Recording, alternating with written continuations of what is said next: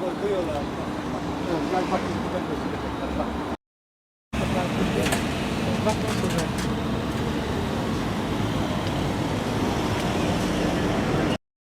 15 kilometre hızla kazaya karıştığımız andaki emniyet kemersiz durumunu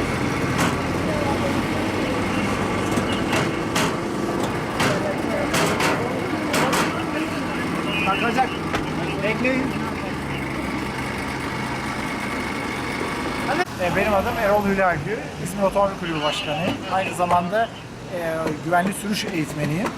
Bu emniyet kemeri simülatörü Türkiye'deki ilk emniyet kemeri simülatörüdür.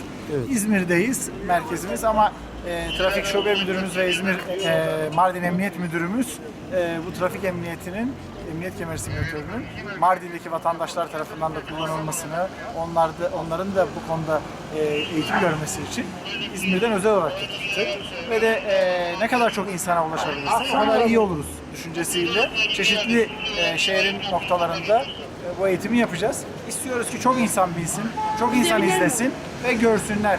15 kilometreyle bir kaza anında arabanın içine ne hale geldiklerini görsünler ki görüyorsunuz 15 kilometreye ne hale geliyor. Daha sonra da emniyet kemerini takıp böyle çeviriyoruz. Aradaki farkı yaşıyorlar.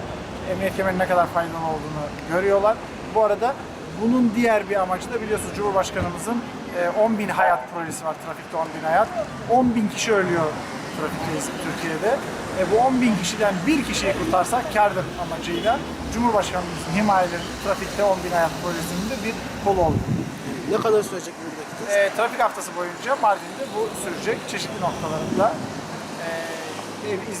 Mardin Emniyeti'nin bu çalışmasıyla ne kadar çok insana ulaşırsa o kadar iyi olur.